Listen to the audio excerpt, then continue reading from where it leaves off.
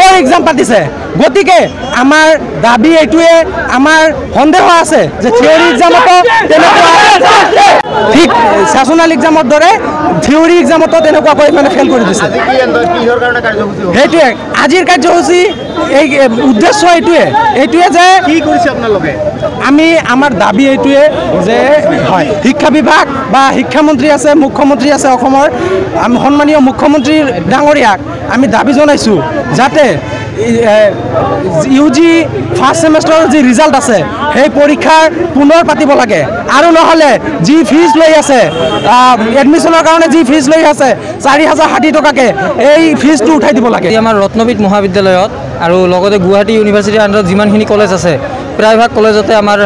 second ছেমিষ্টাৰত যিবিলাক ল'ৰা ছোৱালী আছে সিহঁতৰ 90% ষ্টুডেণ্টৰে বেগ লগাই দিছে তো সেইখিনি ছাত্ৰৰ আগত আমি যেতিয়া বেগ উঠাইছিলোঁ 1200 টকা দি উঠাইছিলোঁ এতিয়া 4060 টকা দি বেগ উঠাব লাগে চৰকাৰে আমাক নিযুত মইনা আঁচনিৰ এটা কি দিছে তাত আমি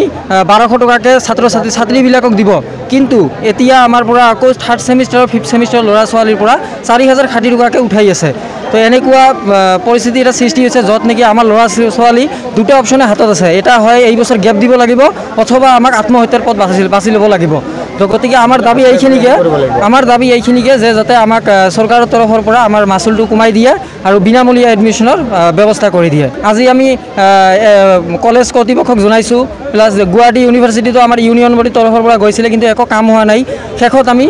পথ অৱৰোধৰ পথ মানে আমাক বাছি ল'ব লগা হৈছে আজি আমি ৰত্নবিদ মহাবিদ্যালয়ৰ সকলো ছাত্ৰ ছাত্ৰী মিলি যে আজি আমি ৰত্নবিদ মহাবিদ্যালয়ৰ আগত নেশ্যনেল হাইৱে আমি পথ অৱৰোধ কৰিছোঁ কিয় এইকাৰণে কৰিছোঁ আমি আমাৰ অধ্যক্ষ মহোদয়ক বহুতবাৰ কৈছোঁ যে আমাৰ বহুত ষ্টুডেণ্ট বেগ আহিছে কিন্তু সিহঁতে ছেছনেলত পাছ কৰিছে তথাপিও আমাৰ গুৱাহাটী ইউনিভাৰ্চিটিৰ পৰা কি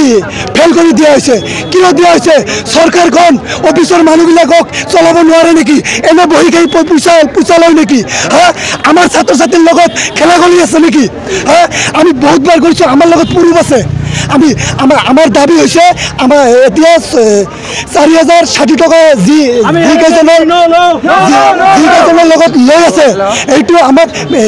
বিলকুল মানে ফ্ৰী দিব লাগে বেগটো একচুৱেলি ইহঁতে মানে বেগ লগা নাই ইহঁতে গুৱাহাটী ইউনিভাৰ্চিটিৰ পৰা লগাই দিছে আমাৰ ইয়াত প্ৰুফ আছে যে ছেছনেলত পাছ কৰিছে বুলি আমাৰ দাবী যে আমাক ফ্ৰী এডমিশ্যন লাগে ফ্ৰী দিছে বহুত টকা ফ্ৰী দিছে যে আৰু যিকেইটাৰ বেগ লাগিছে ইয়াৰ ইনকাম আছে 2 লাখৰ তলত ইনকাম আছে BPL আছে ইমান দুখীয়া ল'ৰা ছোৱালী এতিয়া আমাক জনাইছে আমি চিনিয়ৰ হিচাপে আমাক জনাইছে ৰাতি ফোন কৰি কান্দিছে যে দাদা আমি আৰু পঢ়িব নোৱাৰিম আমি 4060 টকা দিব নোৱাৰিম আমাৰ ঘৰৰ পৰা দিন হাজিৰা কৰে আমি কেনেকৈ দিম দাদা আমি পঢ়াছোঁ আমি এডমিশ্যন ল'ব নোৱাৰিম এনেকৈ কৈ আছে এতিয়া 4060 টকা লৈ আছে